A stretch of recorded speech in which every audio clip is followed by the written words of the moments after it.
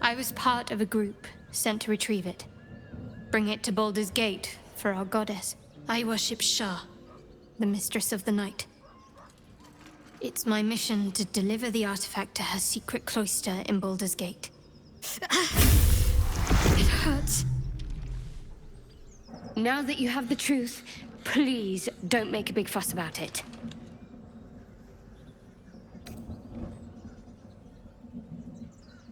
True. I didn't think you'd react so pragmatically. Perhaps I should have told you sooner.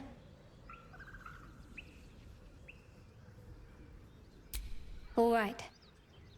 As I said, Shah is my patron, my mistress. Goddess of darkness and loss. I assume you've heard of her?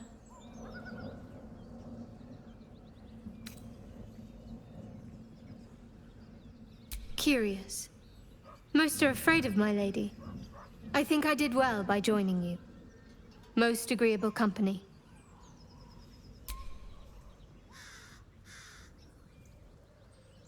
The wound on my hand.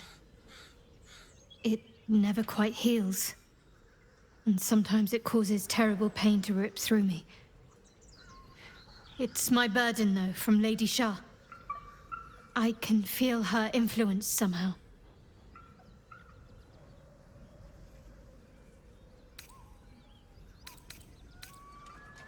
I don't think so, but you're sweet to ask. Maybe just be patient the next time you see me wince or cry out. It'll pass quickly enough. It always does. Pain is sacred to followers of Lady Shah. Pain will give way to loss and then to the peace of her eternal darkness. You can tolerate a great deal of suffering so long as it has meaning.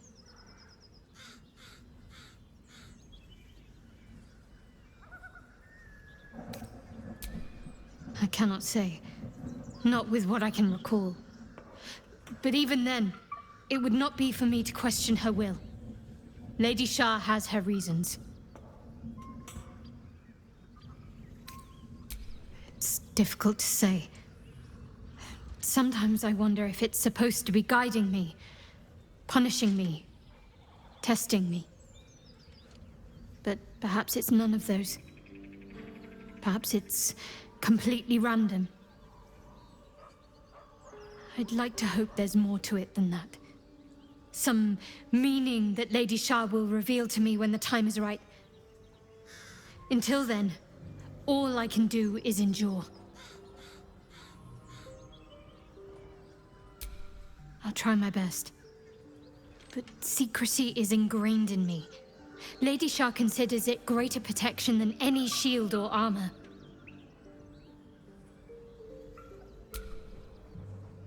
You already know my biggest secrets.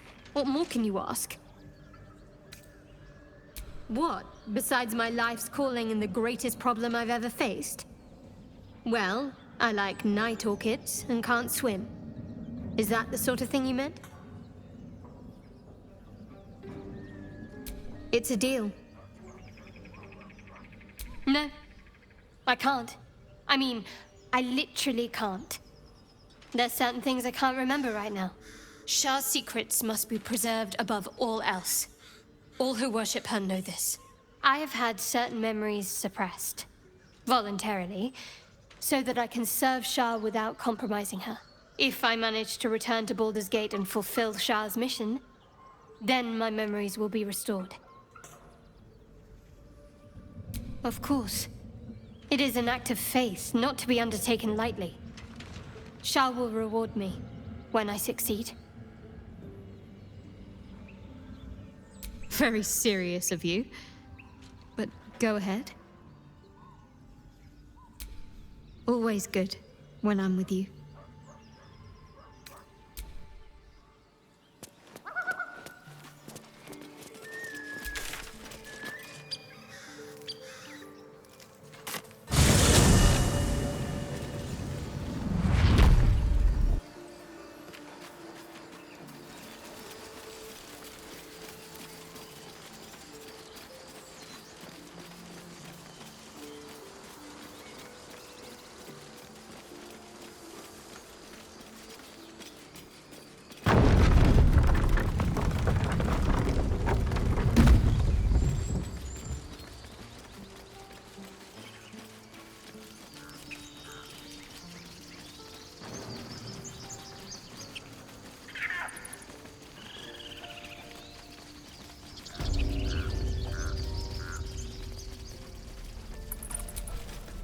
Need anything else? Of course. But please, remember, you're not the only one in need.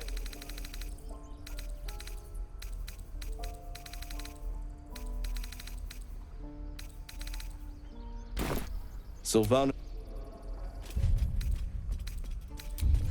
My faith will guide me. Still breathing, despite everything.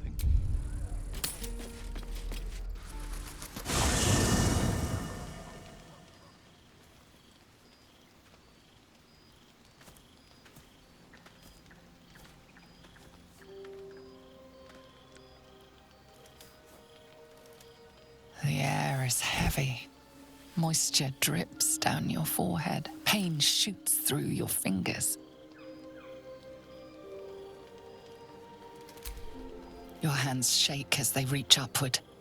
Your forehead remains drenched no matter how much you wipe.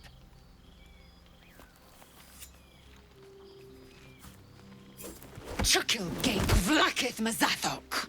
Can you feel it crawling through you? Tendrils squirming in your chest, gripping your heart, piercing your belly. Your bones popping, your flesh swelling. I can. I see it in you. I feel it in me. We are lost. I will be quick with my blade. First you, then the others, then myself. Your minds intertwine. You sense a touch of uncertainty, a touch of disgust.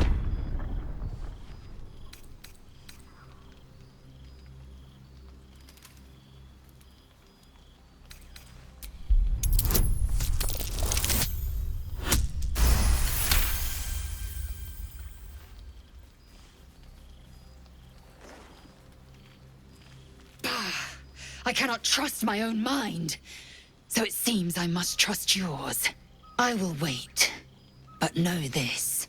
I am watching. If the sickness does not pass come dawn, I will end us all.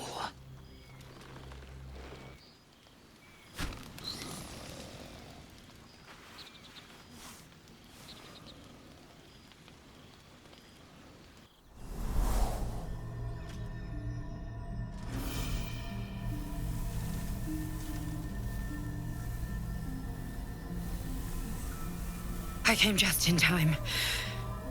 You are transforming.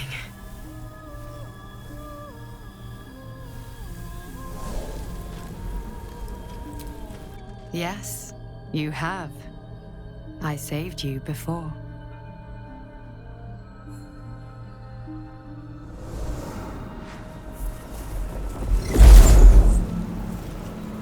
And I'm here to save you again. Don't worry. You will not become a Mind Flayer. Not while I'm around. I'll protect you. Independent. Good. We haven't much time, so listen closely. There is great potential within you. It comes from that parasite. Your instinct is to resist the power it gives, but you must accept it, nurture it. I will keep it from consuming you, but for the sake of both of us, you must learn to wield it.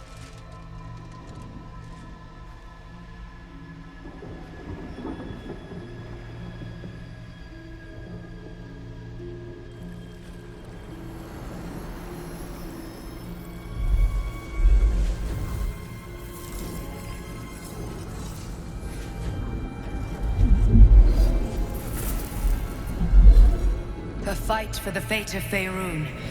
A fight we are losing. For now. You can change that, but only if you embrace your potential.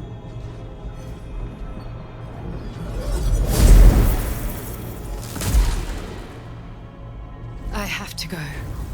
The enemy is closing in. I will be back.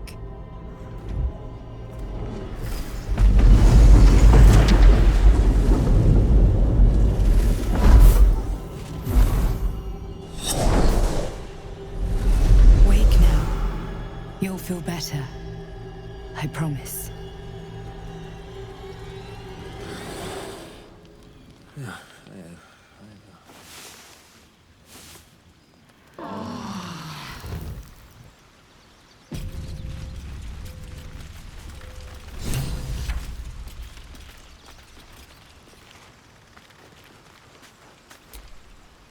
I had a wild dream last night. This beautiful entity came to me, promised to protect me, told me the parasite in our heads could give us power. Sounds like it. What did you make of it?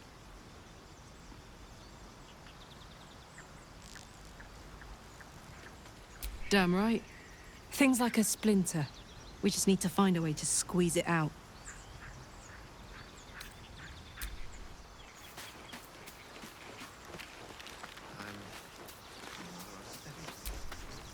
Did you have any strange dreams of late? Vivid ones? Damn. I was hoping my imagination had gotten the better of me. But this must be something more. This dream companion wanted me to use the tadpole, use its power. Whoever it was claimed to be an ally, but I don't know. It seems like we can't escape this mess, in the waking world or otherwise.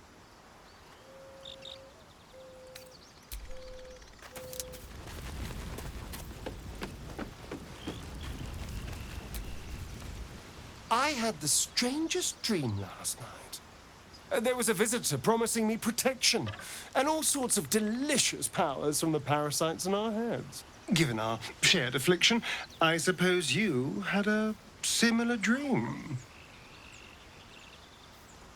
Excellent. Now we can see what these tadpoles can do for us. Is there a reason you're such an utter drip? I mean, do you have some sort of condition? Honestly, it's like you hate good news. Did you actually want something, or are you just here to spoil my fun?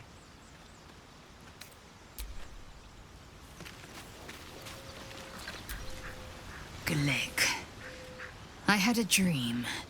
As we all did, I suspect. Someone came to me and promised to protect me, while claiming that the parasite could empower me. The parasite has taken root, it would seem. Every word, every promise, it is gate deception.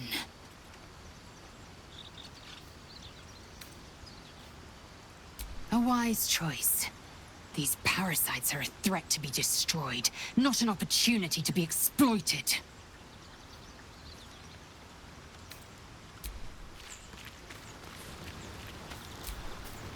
I had a dream last night. A vivid one. And so did you, judging from the way my tadpole is tingling.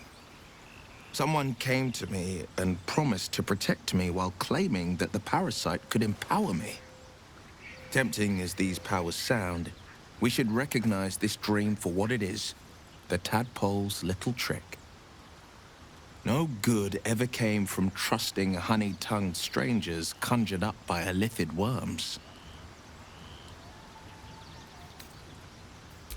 Well said.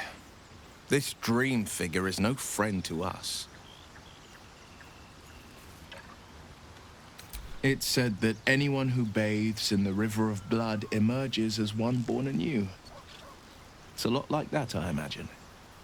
I feel the weight of these horns on my head, curling upwards like a mammoth's tusks. I feel these ridges snaking down my neck, not to mention a few bumps and prongs in unmentionable places. But I haven't seen my reflection just yet. Be my mirror. What do you see?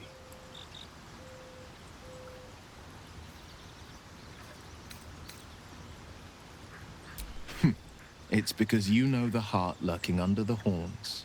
The people will see a curiosity, maybe even a beast hungry for their souls. But I will slay their monsters, keep them safe, and one day they will see the Blade of Frontiers again.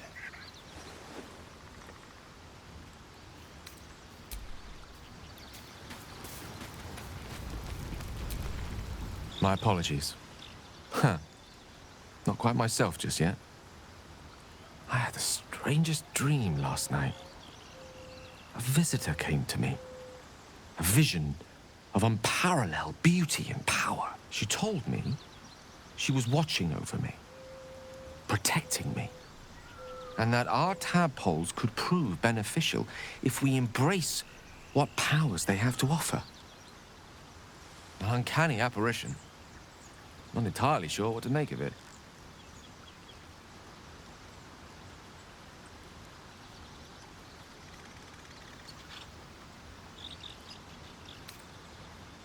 Or perhaps a certain parasite that's clamped its jaws into me. Regardless, you're right. Better to stay focused on the real world's problems and the fantasy of an easy solution. Speaking of which, I assume you came with some other subject on your mind. That is most gratifying to hear. May I?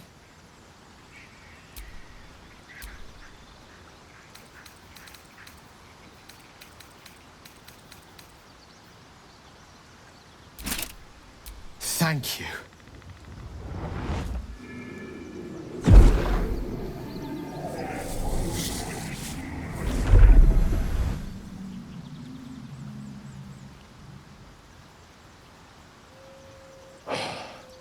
Good gods.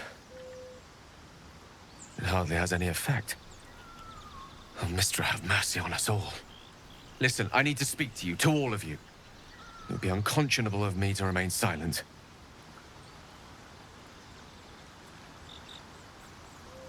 I appreciate it greatly, but I can no longer keep you in the dark.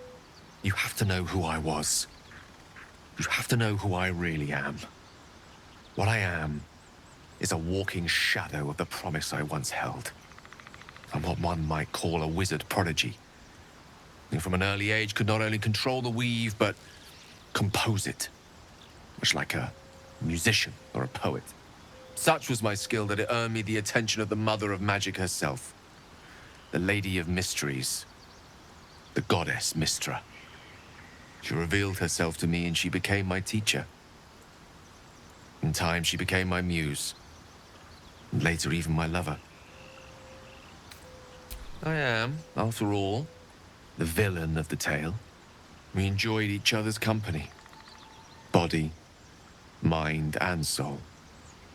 But even so, I desired more. You see, no matter how powerful a wizard we mortals can become, we never scratch more than the surface of the weave. Mistra keeps us in check. There are boundaries she doesn't let us cross. Yet, every time I was with her, I stood on the precipice, gazing into the wonders that lay beyond. I sought to cross her boundaries. Quite. I tried to convince her. I pouted. I pleaded. Swore my ambition was only to serve her better. She only smiled and told me to be contented. But inconceivable as it seems to me now, I shared a bed with a goddess, and yet I wasn't satisfied. So I sought to prove myself worthy to her instead. We come now to the crux of my folly. Shall I share the story behind it, or would you rather head straight to its sordid finale? Suffice it to say, I obtained an obscure and ancient book that had locked away inside a much coveted prize. It was a fragment of primal weave locked out of time, locked away from Mistra herself. What if, I thought, what if, after all this time, I could return this lost part of herself to the goddess? I was certain that this deed of raw power, draped in romance, would convince Mistra to take me by the hand and welcome me into her hitherto forbidden domains. I was mistaken. I obtained the fabled book and took it into my study. As for what happened next... Here. Place your hand over my heart. Let me show you.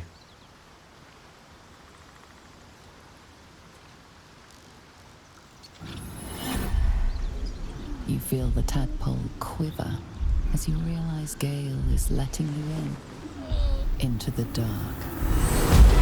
You see through Gale's eyes, staring down the corridors of a dread memory.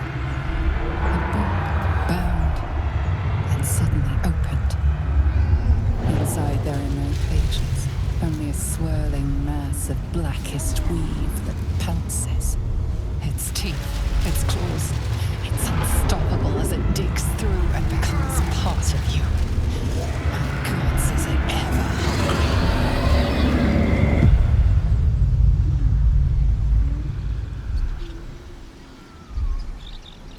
Thankfully, the moment I absorbed the fragment wasn't enough to kill me outright.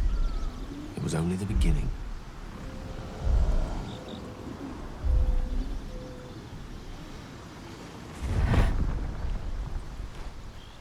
This Netherese blight, this orb, for lack of a better word, is balled up inside my chest.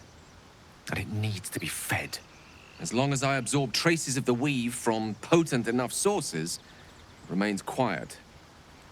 Were it ever to fully destabilize, however. Rather worse, actually. I will erupt. I don't know the exact magnitude of the eruption, but given my studies of Netherese magic, I'd say even a fragment as small as the one I carry, it'd level a city the size of Waterdeep.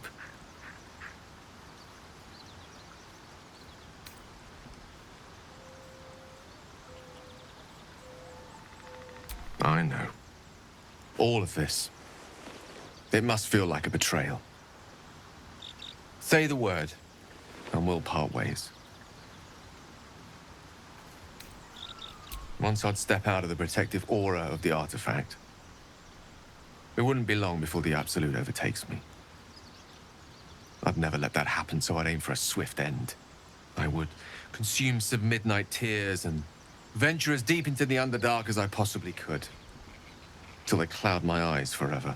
With a bit of luck, I'd manage to make it to a mind-flared colony, so that when the orb erupts, one loud, last song of vengeance would reverberate through the dark. Wouldn't be a heroic end, but coarsely poetic enough in its justice. That is a great relief. Oh, a great relief indeed. You truly are a soul that steals my own. From all my new rallied heart, I thank you. I thank you all. I understand if you stand against me. I'm humbled if you stand with me.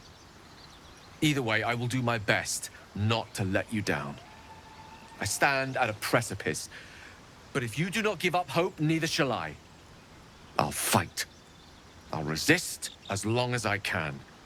Now, even I am tired of the sound of my own voice. Let us venture forth.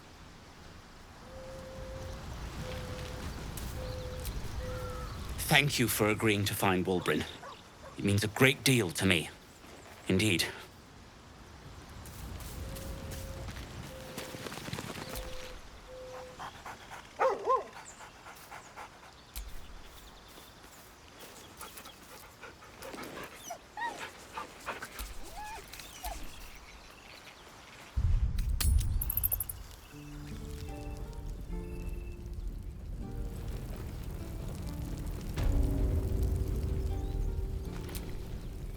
There's something I want to talk to you about. Something important. I could have died in that pod, back on the Nautiloid. You could have died, spending precious moments trying to free me, but you did it anyway. I owe you my life. I'm trying to say that you've earned my trust in a way very few ever have. I want that to mean something. I want you to know more about me, at least from what I can remember. As long as I've prayed to Lady Shah, I've wished to serve her as a Dark Justiciar. There is scarcely a greater way to fully dedicate yourself to Lady Shah, save perhaps if you become the head of her church.